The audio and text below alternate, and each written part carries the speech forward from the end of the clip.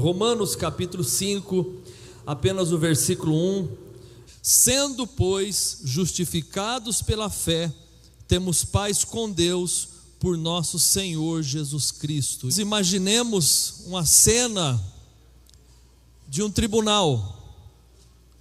E nesse tribunal você vê um juiz que está no centro.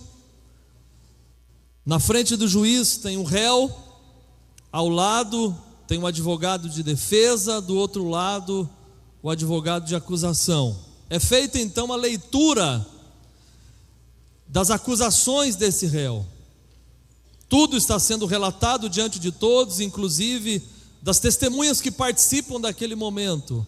O réu está em silêncio, e assim deve se manter em silêncio, e se alguém quer falar, será o seu advogado de defesa que o representará diante do juiz. Ele não pode dirigir nenhuma palavra ao juiz, a não ser que seja solicitado. Esse advogado então de acusação é convidado para falar e ao iniciar sua fala, começa a reforçar os erros daquele réu condenado. Fala da sua incapacidade de ressocialização, fala da sua pena que é gravíssima, aponta o crime, denuncia o crime contra aquele réu. O juiz está disposto a condená-lo, a não ser que alguém pague a fiança. E é nesse momento que o advogado de defesa toma a palavra, dirige ao juiz e afirma que o valor proposto pela fiança será paga por ele mesmo. A reunião se encerra, o réu é absolvido, o advogado ganha a causa, o juiz está satisfeito por tudo que aconteceu. Nesse ambiente judicial, nesse ambiente de um tribunal, o apóstolo Tiago, no capítulo 4, versículo 12, nos diz que Deus é o nosso juiz, só Ele é o nosso juiz. O advogado de acusação é representado por Satanás, porque em Apocalipse 12, 10, irmãos, a Bíblia diz que ele, Satanás, é o nosso acusador que nos acusa de dia e de noite. O réu dessa história sou eu e você. Romanos 3 e 23, todos pecaram e destituídos estão da glória de Deus. Mas o advogado de defesa é o Senhor Jesus Cristo. 1 João capítulo 2, versículo 1, filhinhos, não pequeis, mas se pecar, temos um advogado junto ao Pai, Jesus Cristo justo. Nós não tínhamos condições de chegar a Deus. Isaías vai dizer que os nossos pecados nos afastam do Senhor, e não tem como chegar a Deus, porque somos pecadores e Deus é santo, somos injustos e Deus é justo. Como nos aproximarmos de Deus? Não temos essa possibilidade, mas o advogado de defesa pagou a sua fiança.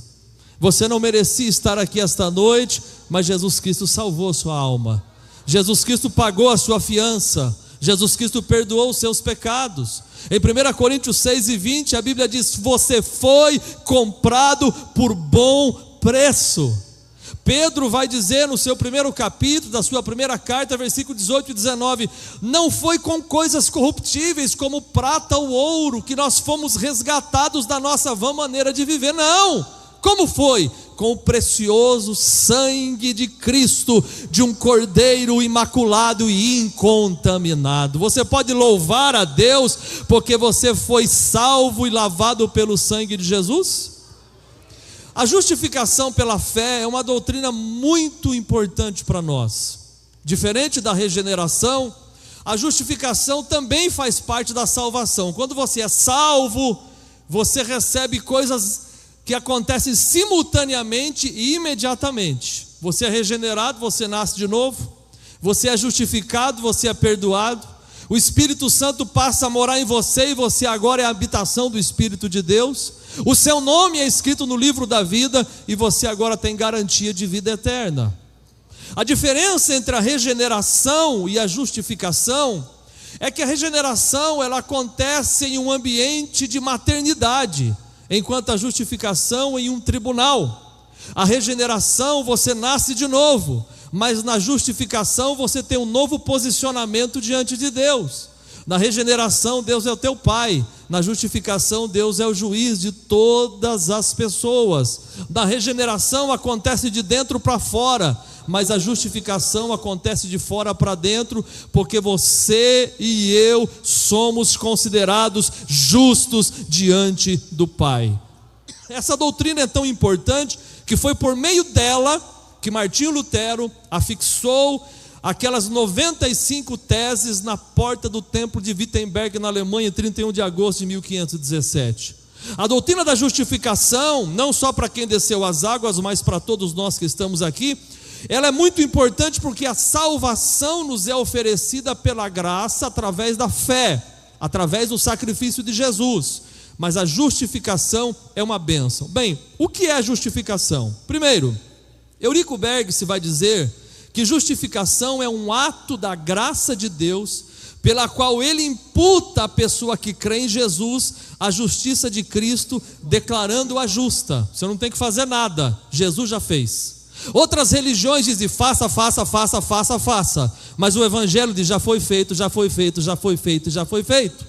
Você não precisa fazer nada para adquirir a salvação, porque tudo o que você tinha que fazer, Jesus fez por você. Ele morreu por você, Ele sofreu por você, derramou sangue por você, foi sepultado por você, ressuscitou por você, virá buscar você. Você é o alvo do amor de Deus, você é o foco do amor de Deus. Essa palavra justificar, o querido pastor Severino Pedro vai dizer que ela aparece quase 40 vezes no Novo Testamento. E essa palavra, irmãos, ela é diferente um pouco de perdão, porque o perdão de Deus é o perdão daquilo que você fez de errado, mas a justificação vai mais longe. Deus te perdoa, não a ponto de olhar para você como um ex-criminoso, mas Deus olha para você como se você nunca tivesse cometido pecado. Por quê? Porque Deus olha para você e vê Jesus em você. Deus olha para você e não vê o pecador, a pecadora, Ele vê Cristo em você. E quando Ele vê Cristo em você, Ele olha para você e diz: eu te aceito, não pelos seus méritos, eu te aceito pelos méritos do meu Filho Jesus Cristo. Isso é tão importante que Calvino disse que o homem é justificado diante de Deus quando é considerado justo. A ira de Deus sempre que o pecado é revelado é encontrada, mas quando nós somos justificados, nós podemos ficar de cabeça erguida na presença do Senhor. Irmãos, isso é tão maravilhoso que a justificação, portanto, é um ato judicial de Deus, em que mediante a confiança que Ele deposita em Cristo, Ele me torna alguém justo. Eu sou justificado pela fé. Você é justificado pela fé.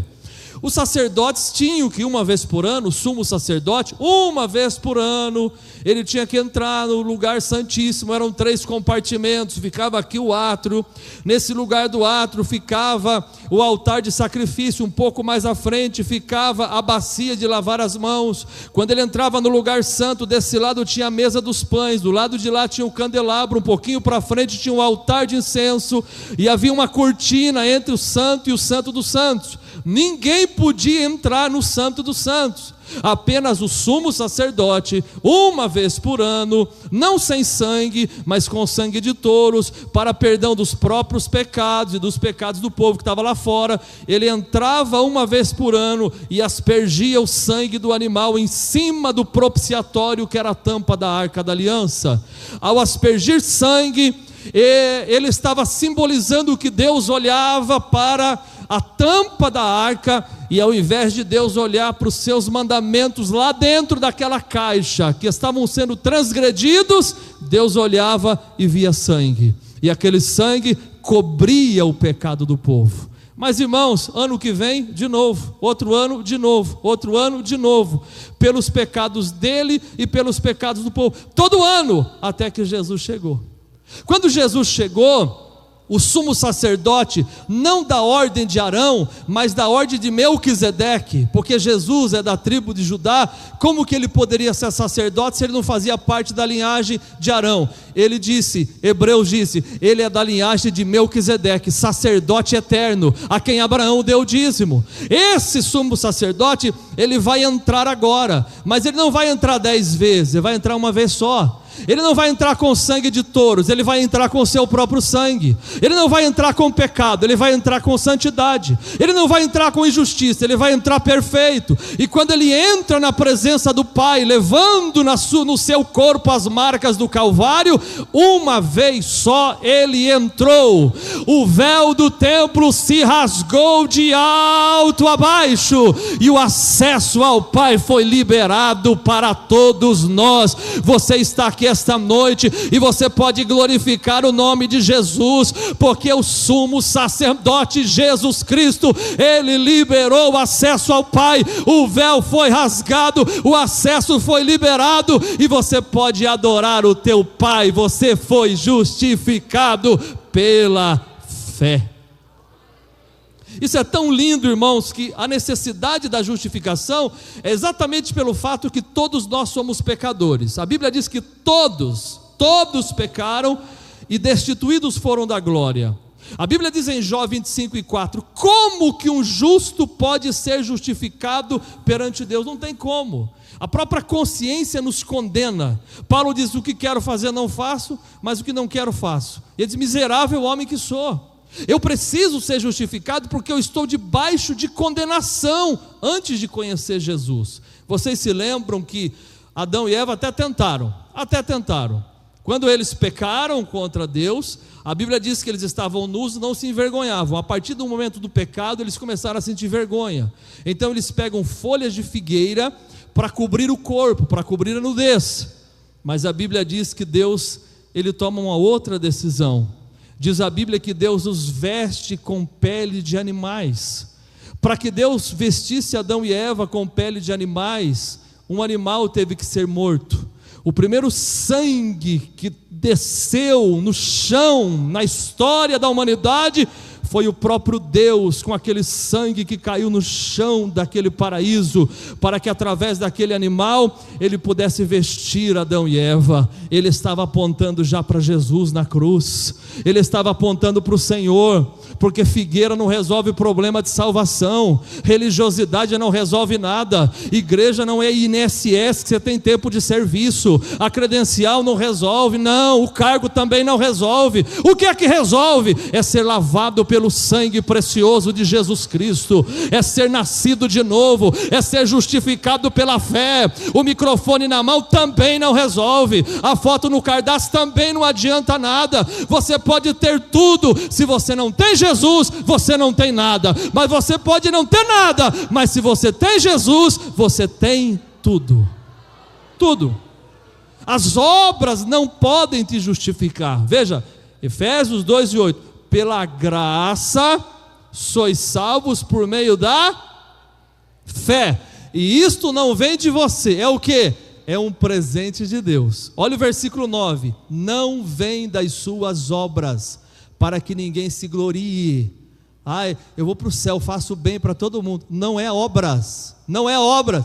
Como já aprendemos aqui hoje, as obras nos acompanham, sim, é bíblico, mas nesse caso da justificação, não são as minhas obras. Eu não posso ser justificado pelas obras, eu sou justificado pela graça do Senhor Jesus Cristo. Bem, se a justificação é o ato de eu me tornar justo diante do Pai, a segunda pergunta que eu faço é: como essa justificação acontece? Como que ela acontece, irmãos? Como que esse processo espiritual acontece na sua vida e na minha vida? Primeiro, a justificação acontece através da obra de Jesus na cruz. Vocês se lembram que quando Jesus estava na cruz, ele deu o último brado. Foram 7 brados de Jesus na cruz, não é? Tenho sede, e outros, não é? Mulher, eis aí teu filho, filho, eis aí a tua mãe, pai, perdoa, porque eles não sabem o que fazem. Mas tem uma frase que Jesus declarou na cruz, que ela é muito importante. Ela está em João capítulo 19, versículo 30. Naquele texto, João vai nos dizer que Jesus, antes de dar o último suspiro, ele bradou: está consumado. Você pode repetir essa frase, está consumado? Jesus bradou o quê? Essa palavra está consumado, no original tetelestai, ela significava pelo menos 3 coisas. Primeiro, cordeiro que foi verificado e está limpo. Segundo, a pintura que foi concluída está pronta. Terceiro, o boleto que foi pago e não deve mais nada. Quando Jesus gritou na cruz, está consumado, ele estava dizendo para o próprio Pai, estava dizendo para a igreja aqui esta noite: eu sou o Cordeiro de Deus que tira o pecado do mundo. E todo cordeiro não pode ter defeito, pois eu sou o cordeiro perfeito, eu sou o cordeiro completo, eu sou o cordeiro sem mancha. Jesus foi tentado em tudo, mas sem pecado. Ele não pecou, ele venceu Satanás, ele venceu os demônios, ele venceu as enfermidades, ele venceu as tempestades, ele venceu a própria morte. A morte morreu na morte do meu Jesus, porque quando ele morreu, a morte foi vencida por ele. É por isso que Paulo diz: ó morte, onde está a tua vitória? Ó morte, onde está o teu aguilhão? Graças a Deus que nos dá a vitória. Tetelestai, o cordeiro foi verificado e o cordeiro está pronto para morrer por amor a cada um de nós. Segundo, alguém que está pintando um quadro, e no momento em que ele está pintando aquele quadro, e você olha, seja um quadro, ou seja uma pintura de pano de prato, qualquer pintura, ou no caderno, no início da pintura você olha e diz: será que ele vai conseguir terminar isso? É uma pintura um tanto quanto bagunçada. Daqui a pouco vai fazendo sentido, vai fazendo sentido, vai fazendo sentido, e você olha aquele quadro lindo e você quer colocá-lo na parede da sua sala. O quadro foi terminado. O plano de salvação com você foi concluído na cruz. Não precisa de mais nada. Tudo que Jesus tinha que fazer para te salvar, ele fez no Gólgota, ele fez no Calvário. A pintura da tua salvação está desenhada pelo céu. A tua vida não é uma vida de coincidência, a tua vida é uma vida de providência. Você não vive a revelia, você vive debaixo de propósito. Você não vai porque quer, você vai porque Deus manda. Você não fica porque quer, você fica porque você está debaixo da potente mão de Deus. Tetelestai, o quadro da tua salvação está pintado. Mas em terceiro lugar, o tetelestai, o está consumado, também significava um boleto que foi pago. Irmãos, só quem compra um produto em 48 vezes, quando termina de pagar, sabe o que é uma bendita de uma alegria no coração. Você pega aquele boleto, parece uma Bíblia, você vai pagando, vai pagando. Meu Deus, isso não acaba não, meu Deus. Acaba, um dia acaba, mas você tem que ir pagando, vai pagando. Quando você fechou, terminou, você até levanta: oh Jesus, graças a Deus, está pago, não é? Tem gente aí tal, andando carro lindo, mas ninguém sabe que são em 48, outros 60, outro... Tem gente comprando o carro umas 100 vezes. Acho que quando acabar a parcela, o carro já acabou, já deve ter uns anos atrás. É muita coisa. Mas quando termina, você se alegra porque o boleto foi pago. Você não deve nada para Satanás, você não deve nada para o inferno, porque não é você, é Cristo em você.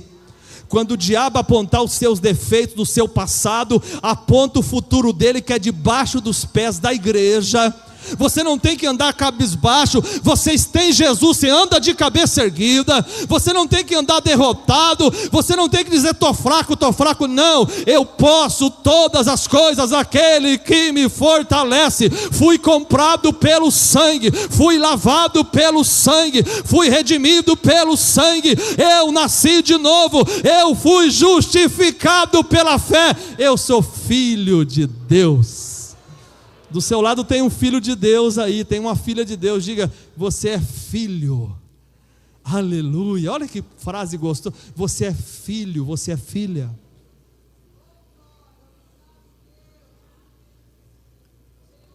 Mas em segundo lugar, essa justificação acontece através da conta que é transferida para a conta de Jesus. Veja só, 2 Coríntios 5:21, aquele que não conheceu o pecado, o fez pecado por nós, para que nele fôssemos feitos justiça de Deus. Veja, Isaías diz que ele foi ferido pelas nossas transgressões, moído pelas nossas iniquidades. Agora, o castigo que nos traz a paz estava sobre ele.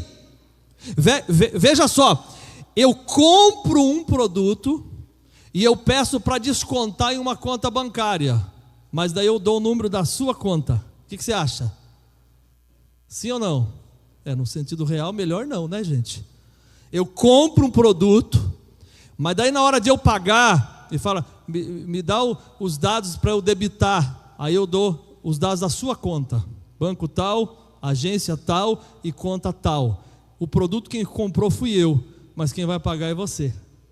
Aí você diz, Deus me livre, pois é isso que Jesus fez por nós. Foi exatamente isso. Os meus pecados foram creditados na conta de Jesus, e a justiça de Jesus foi creditada na minha conta. Irmãos, isso é tão maravilhoso. O apóstolo Paulo lá falando com Filemão, ele vai dizer, se ele te fez alguma coisa, se ele te deve alguma coisa, coloca isso na minha conta. Jesus colocou tudo na conta dele. O diabo disse, mas é um pecador, coloca na minha conta. Mas é uma pecadora, coloca na minha conta. Mas não tem jeito de chegar a Deus, coloca na minha conta. Mas é um transgressor da lei, coloca na minha conta. Eu pago, eu levo para a cruz todos os seus pecados, eu cravo na cruz toda a cédula que é contra você. Você pode louvar a Deus por isso. Você vem até Jesus com a mancha, mas Jesus vem até você com sangue precioso. Você vai até Ele com a culpa, Ele vem até você com perdão. Você vai até Ele com doença, Ele vem até você com remédio. Você vai até Ele com fardo, Jesus vem até você com alívio. Você vai até Ele com guerra, Jesus vem até você com paz. Você vai até Ele com derrota, Ele vem até você com vitória. Você vai até Ele com castigo eterno, mas Ele te encontra e diz, eu te dou a vida eterna. Você pode celebrar, esta é a maior doutrina da palavra, esta é a melhor mensagem do Evangelho, Jesus me justificou. Lucas vai dizer que numa casa você tem um homem, uma pessoa que é valente. Esse valente automaticamente comanda a casa, dá ordens na casa, é ele que é o chefe da casa. Daí Jesus diz, até que chega alguém mais valente do que ele, prende-o, expulsa da casa e assume a casa. Foi exatamente isso que aconteceu com você. Satanás, como um valentão, dizia, isso aqui não para de fumar nunca, isso aqui não para de beber nunca, isso aqui não sai das drogas nunca, quem manda na vida dele sou eu. E ele te controlava, ele colocou vícios, ele destruiu o seu casamento, ele veio acabando com tudo. Seu fim era a morte, era o inferno, era a derrota, era a perdição e condenação. Mas um dia o mais valente chegou, e quando ele chegou, irmão, Satanás tremeu de medo, porque quando Jesus chegava, os demônios tremiam e pulavam igual pipoca. Ele chegou, ele amarrou Satanás e falou, você mandava na vida dele até hoje, vai para lá Satanás, quem comanda a vida dele sou eu, quem comanda a família dela sou eu limpo, eu purifico, eu tiro o vício, eu salvo, eu batizo, eu encho, eu perdoo, eu garanto, eu sou o Deus mais valente do que Satanás. Quem pode louvar aquele que é o grande Salvador? Ele é o Deus maravilhoso. Essa obra que acontece é feita por Jesus em nossa vida. Você pode dizer amém? Então, o que é a justificação? É o ato de eu me tornar inocente diante de Deus. Como ela acontece? Através da obra de Cristo. E em terceiro lugar, e fechamos a mensagem, quais os resultados da justificação? O que eu ganho, pastor, com os resultados da justificação? O versículo que eu li me diz a primeira coisa: paz com Deus. O texto diz, sendo pois justificados pela fé, temos paz com Deus. Tem um hino lindo que diz: paz, paz, gloriosa paz, paz, paz, perfeita paz, desde que Cristo minha alma salvou, tenho doce paz. Ninguém tira essa paz do seu coração. Ninguém tira essa paz no seu coração. Sendo, pois, justificados pela fé, temos paz com Deus. Jesus disse: eu deixo-vos a paz, e a minha paz vos dou. Eu não dou como o mundo a dá. Não se atemorize, porque eu tenho a minha paz. Pessoas que vieram a essa Santa Ceia com o coração agitado, a paz de Deus está derramada no seu coração nesta noite. Sinta essa segurança, mesmo que do lado externo hajam guerras, o seu coração está em paz. Mesmo que esteja agitado o mundo em todas as áreas, o seu coração está em paz. Está sendo perseguido, mas lá dentro você tem paz. Está sendo invejado, lá dentro você tem paz, porque a perseguição de outros não pode tocar em você. O outro odeia, você ama, você tem paz. O outro persegue, você perdoa, porque você tem paz. O outro quer o teu mal, você quer o bem dele, porque você tem paz. Você não depende da raiva do outro para mudar quem você é. Você é filho de Deus, você tem identidade, você tem um pai, e esse pai te deu paz. Pode fazer o que quiser, eu estou em paz. Em paz eu me deito e durmo tranquilo, e logo pego no sono, porque só o Senhor me faz habitar em segurança. E quando eu acordo eu digo: deitei, dormi e acordei, porque o Senhor me sustentou. Receba essa paz nesta noite para o teu coração. Olhe para o tamanho do teu Deus e veja que Ele é muito maior do que aquilo que você está passando. Guarde o teu coração da mais perfeita paz. A primeira bênção que nós temos é paz com Deus. Você pode dizer amém? Segunda bênção, diga comigo: acesso à presença de Deus. A Bíblia vai dizer em Romanos 8:15 que você não recebeu o espírito de escravidão, você recebeu o espírito de adoção. Você não é escravo, você é filho. Você não é empregado, você é amigo. Você não está aqui para cumprir tabela, você está aqui para ter intimidade. Vida cristã não é cargo, vida cristã é relacionamento com Deus. O ativismo desenfreado de muitos de nós sufoca o nosso tempo com Ele, e isso tira a nossa paz e tira o nosso acesso à presença. Temos tempo para mergulhar nas redes sociais, mas não temos 30 minutos ao dia para ficar sozinho, só você e Ele. No momento em que você entende que você tem acesso ao céu, que coisa poderosa.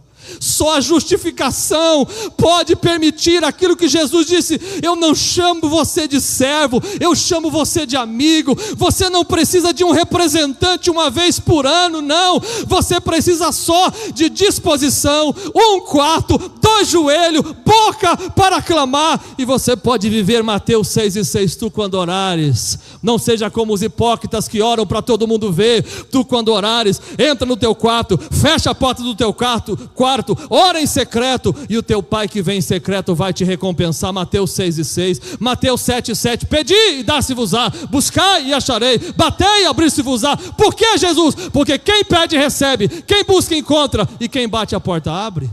Jeremias 33:3. Clama a mim, diz o Senhor, e eu te responderei, e eu te anunciarei coisas grandes e firmes que você não sabe. 1 Crônicas 7:14, 2 Crônicas 7:14, digo: se o meu povo, que se chama pelo meu nome, se humilhar e orar, buscar minha face, se converter dos seus maus caminhos, eu ouvirei do céu, eu perdoarei o seu pecado, eu sararei a sua terra. Você tem acesso ao Pai, fique em paz, o Pai está cuidando de tudo. Você pode dizer isso para alguém? Fica em paz, o Pai está cuidando de tudo. Diga com fé e confiança: o Pai está cuidando de tudo.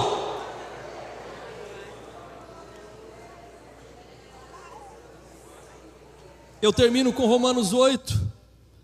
além de eu ter paz, além de eu ter acesso ao Pai, terceiro, eu tenho uma confiança inabalável em Jesus. Confiança inabalável em Jesus. Essa confiança, ela passa por Romanos capítulo 8, versículo 31. São 3 verbos que aparecem aí: quem acusa, quem condena e quem separa. Veja o processo. Acusar já não é fácil. Condenar, pior ainda. Separar você de Deus é a coisa mais terrível. E ele vai fazer 3 perguntas. Ele começa no versículo 31. O que diremos, pois, essas coisas? Se Deus é por nós,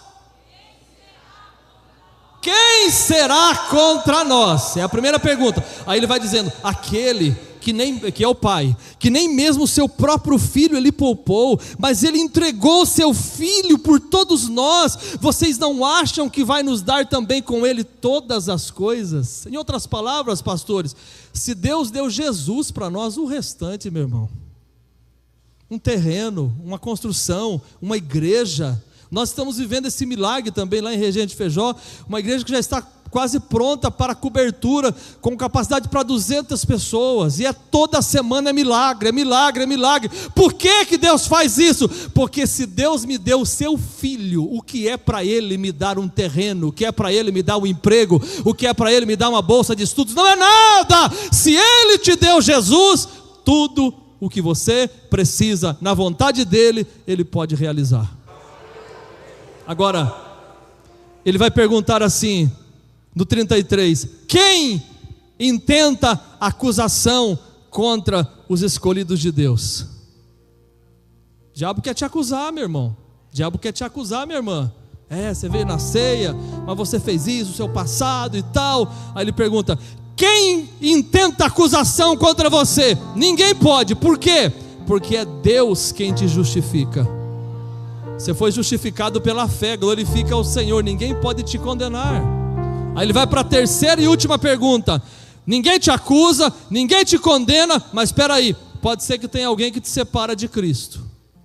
Pode? Pode. O que, por exemplo? Tribulação, angústia, ou talvez a perseguição. Que tal a fome, e a nudez, e o perigo, e a espada? Será que essas coisas podem separar você de Deus? Paulo diz não. Sabe por que não? Porque em todas essas coisas somos mais do que vencedores por aquele que nos amou. Então, quem que pode me separar de Deus? Será a vida? Será os anjos? Será a morte? Será os principados? Será as potestades? Será o presente? Será o futuro? Será a altura? Será a profundidade? E ele diz não, não, não e não. Tribulação não te separa dele, angústia não te separa dele, perseguição não te separa dele, fome, nudez, perigo, espada não te separam dele. Por quê? Porque o amor de Deus foi derramado no teu coração. Ninguém te separa de Deus. Pastor, mas e a vida? A vida é dura. Separa não. Pastor, mas e a morte? A morte é passaporte de primeira classe. Você não morre, você só volta para casa. Você não morre não, tu muda de endereço. Pastor, perdi uma pessoa, estou de luto. Ela morreu em Cristo? Mudou de endereço. Mudou de endereço. Estava aqui, agora está lá na presença do Pai. Não separa? Os anjos, não, de forma nenhuma. E os principados e potestades, também não. E o meu presente, não te separa dele. E o meu futuro, nada. E se eu estiver num avião lá, pastor, andando de avião? Primeira vez que eu andei de avião, irmão, foi 14 horas de voo. De São Paulo a Londres, de um lado o pastor Padilha, do outro lado o pastor Gesiel. Quase me mataram de medo. Primeira vez que deu uma balançada, o pastor Gesiel falou, é a última vez que fez isso, caiu. Eu falei, obrigado. Daí andou mais um pouco, turbulência, e o pastor Padilha dizia, meu filho, aqui é bom que nós estamos mais perto do céu. Eu falei, obrigado, pastor. Para quem está morrendo de medo, uma palavra dessa vai ajudar muito. A altura não te separa dele. Pastor, e se eu resolver fazer um mergulho no mar, no oceano, a profundidade lá embaixo, Ele vai estar lá, com você lá, te abençoando, te guardando, te protegendo, e outras criaturas, nada pode te separar do amor de Deus que está em Cristo Jesus, o nosso Salvador. Você foi justificado pela fé, você foi regenerado pelo sangue de Jesus, e você está aqui esta noite para tomar a ceia, como um homem vitorioso, como uma mulher vitoriosa, que está aqui porque nasceu de novo, porque foi regenerado, porque foi justificado, porque foi comprado com sangue, e porque sai daqui com a garantia: eu sou filho, eu sou filha, eu tenho paz, eu tenho acesso e eu tenho confiança. Eu tenho paz, eu tenho acesso e eu tenho confiança. Eu tenho paz, eu tenho acesso e eu tenho confiança. Quantos têm paz, glorifiquem ao Senhor. Quantos têm acesso à presença, deem glória a Deus. Quantos têm confiança em Jesus, exalte o nome do Senhor. Que Deus te abençoe, em nome de Jesus, amém.